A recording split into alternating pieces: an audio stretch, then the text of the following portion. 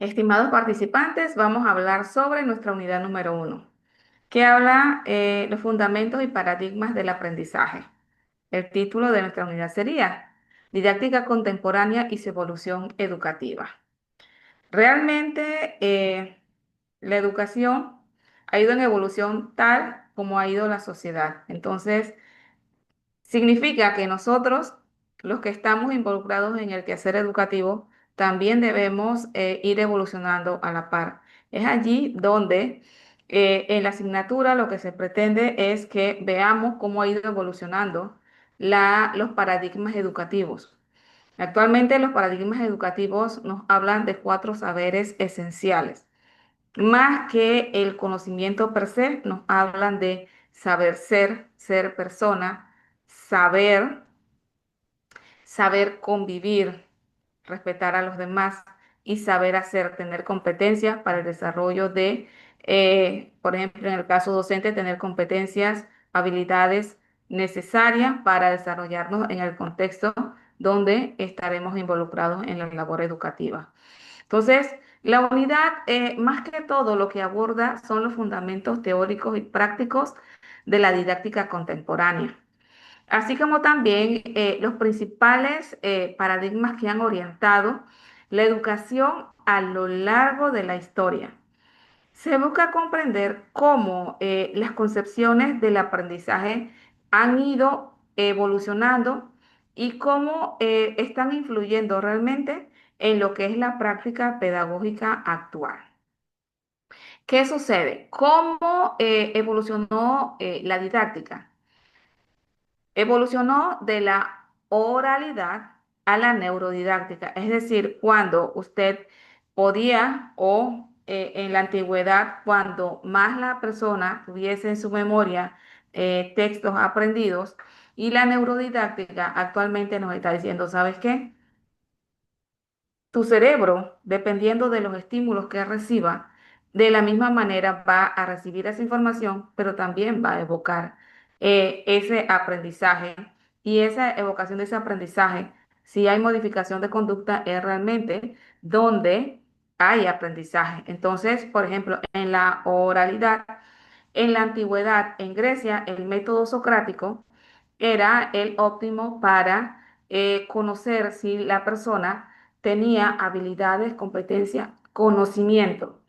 Ya cuando vamos a la Edad Media surge entonces el movimiento de la escolástica.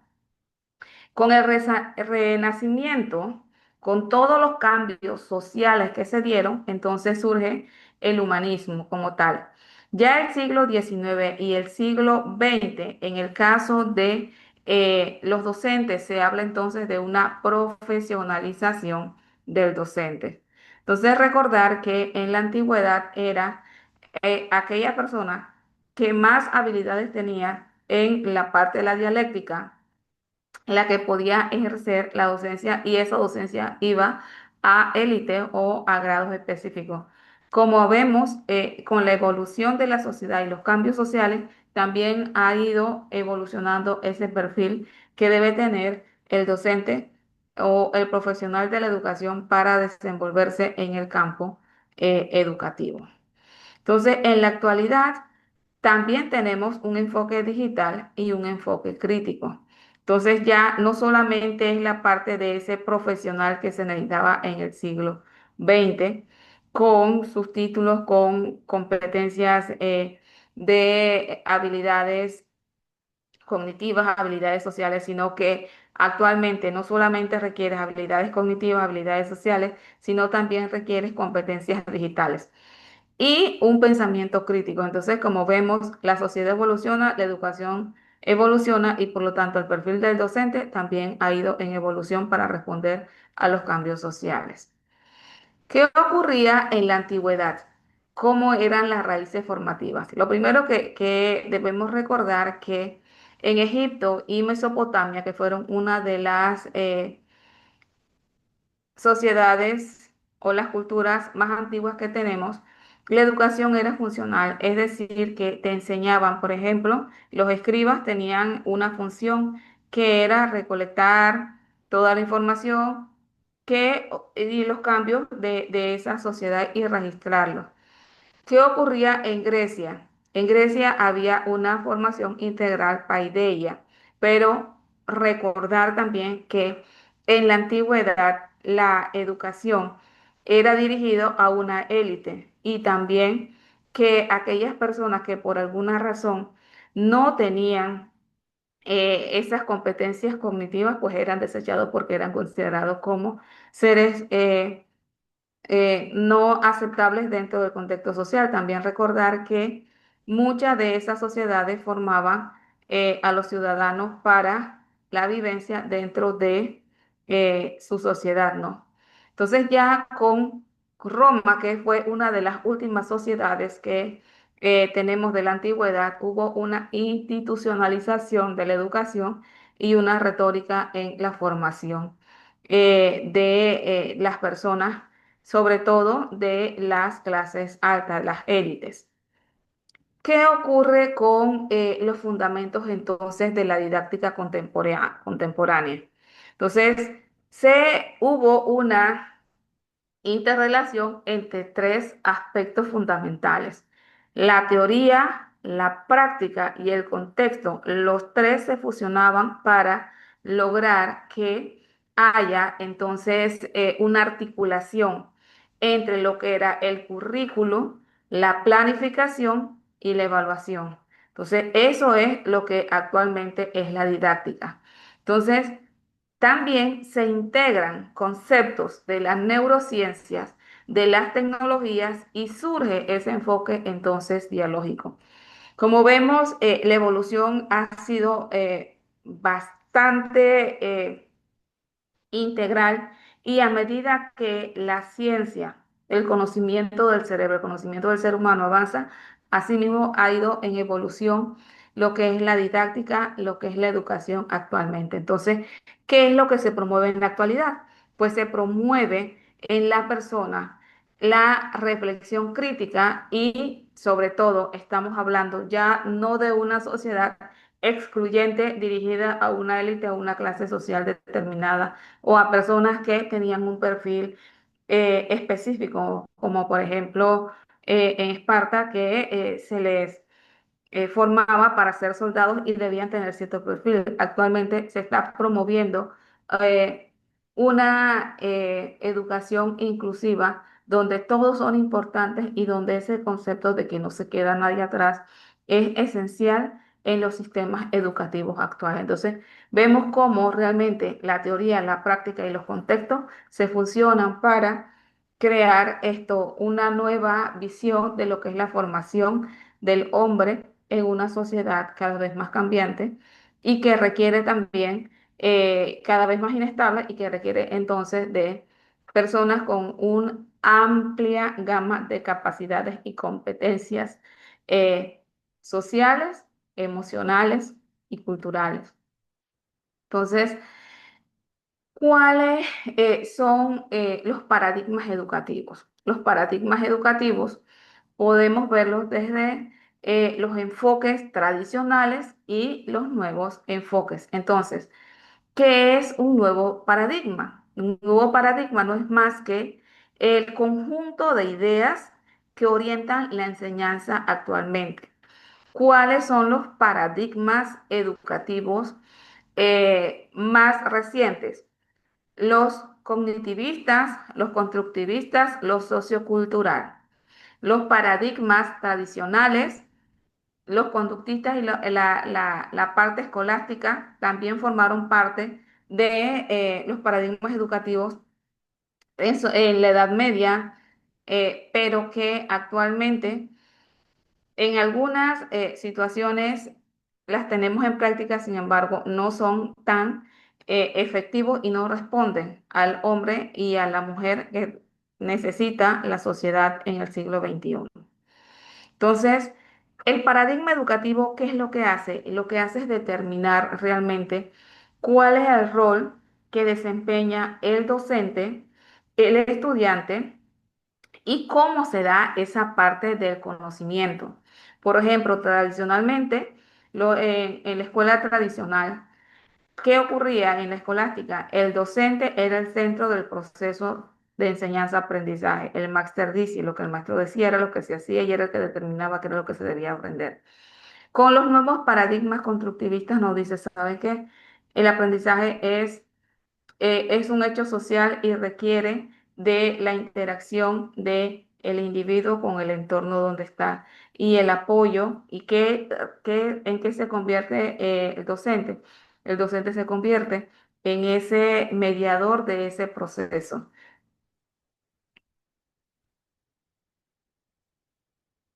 Entonces, en los enfoques que han transformado la enseñanza y el aprendizaje está, como les decía anteriormente, el paradigma tradicional, que centraba la educación en el docente.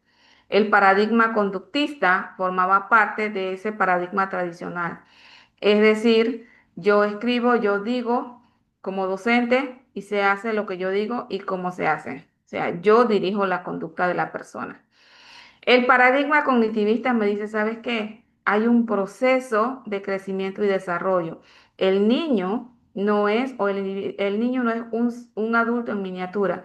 El niño es un ser humano que entra en un proceso de crecimiento y desarrollo y que a medida que va creciendo, va desarrollando competencias o habilidades necesarias para la siguiente etapa que le corresponde vivir. Entonces, en el paradigma constructivista nos dice, ¿sabe qué? Sí es cierto, es un ser humano que va en un proceso de crecimiento y desarrollo, pero también es una persona que para construir ese proceso de aprendizaje requiere de la interacción efectiva con sus compañeros, que haya ese proceso de aprendizaje sea un proceso activo, donde él vincule lo que trae sus experiencias con las nuevas experiencias educativas que se propongan dentro del aula de clase. En la parte del paradigma sociocrítico y crítico, sabes que es una persona que también tiene una capacidad de pensar, de colaborar, de aportar y de crear nuevas perspectivas. En la parte del paradigma humanista también influyen otros factores importantes en el desarrollo de la persona, el ser social, cómo interviene el contexto social, el, la interacción del niño del hogar, la interacción del niño dentro de la comunidad, los mismos hechos sociales que ocurren en la sociedad donde está también van a influir y los factores culturales también influyen en esa persona. Y surge ahora con todo lo nuevo que viene, las tecnologías, el internet, toda la revolución tecnológica, surge entonces el paradigma conectivista y nos dice, ¿sabes qué? La persona no tiene que estar de repente presencial una al lado de la otra, pero sí se conecta a través de redes, a través de nodos y que tiene acceso a la información, es cierto, toda la información, pero tienes que también ayudarle a esa persona para que descubra que toda esa información, ese mundo de información, hay que extraer la más esencial, hay que enseñarles esa parte de reconocer cuáles son esa información que es buena, esa información que no les es útil. También aprender y mediar con diferentes puntos de vista y que se puede conectar en cualquier lugar del mundo, cualquier hora o puede acceder a la información en cualquier momento. Y es correcto y está bien y se desarrolla entonces otras habilidades como el saber analizar, el tener un análisis crítico, el saber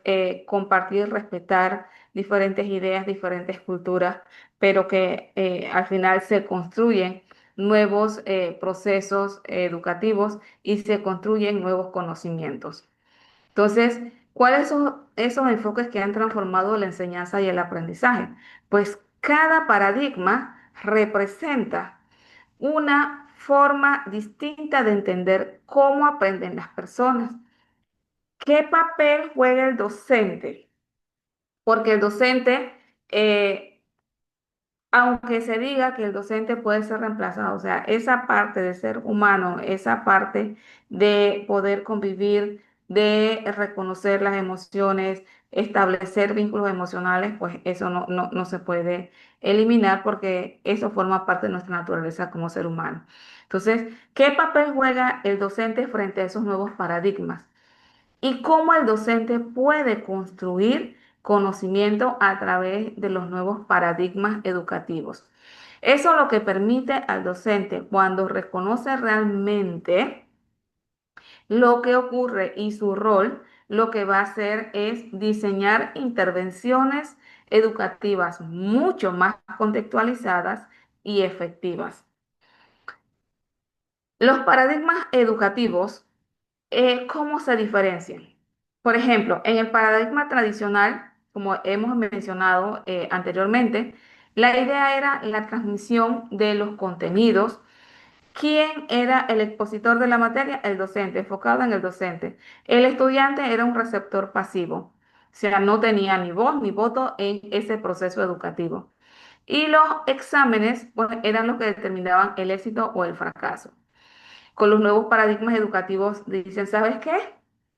Aquí vamos a hacer un alto, vamos a ver a la persona, vamos a ver el ser humano y nos interesa es que la persona desarrolle competencias, desarrolle habilidades que le permitan insertarse en el mercado laboral, insertarse en el contexto social. O sea, no es solamente el conocimiento per se, no es una caja que recibe conocimiento, sino es una persona que necesita no solamente conocimiento, sino habilidades, aptitudes para poder desarrollarse en el contexto donde esté. Entonces, ¿qué ocurre con el docente? Ya el docente no es ese expositor, sino es ese guía, es ese mediador de ese proceso educativo. Es esa persona que, como decía Vygotsky, realiza ese proceso de andamiaje. Entonces, ya el estudiante se convierte en un participante activo del proceso educativo. Ya es esa persona que a través de el desarrollo, por ejemplo, de proyectos, de el desarrollo del pensamiento crítico, el desarrollo del pensamiento creativo, la persona va a ser un participante activo de ese proceso educativo. Entonces, la evaluación, primero que es un proceso continuo, y además de eso, ya la evaluación no se ve como un hecho punitivo, sino la evaluación se ve como ese proceso de mejora y que, ok, no lo logré de esta manera, puedo buscar otras alternativas para poder seguir adelante. Entonces, como vemos, cambia totalmente tanto el rol del docente como también el enfoque que se le da en cuanto a la evaluación y al desarrollo integral del ser humano. En conclusión, la evolución de la didáctica y los paradigmas educativos realmente lo que nos están reflejando es un dinamismo de la enseñanza como una práctica social, una práctica cultural, pero sobre todo una práctica humana. Entonces, es importante comprender estos enfoques como profesionales de la educación porque lo que permite realmente es crear y diseñar intervenciones. Lo primero es contextualizar, o sea, estamos hablando, permitimos que ese chico vincule sus experiencias previas con los nuevos conocimientos, pero también trabajamos esa parte ética y creamos personas transformadoras capaces de desenvolverse en un mundo cada vez más cambiante. Entonces, muchísimas gracias. Nos espero en clase.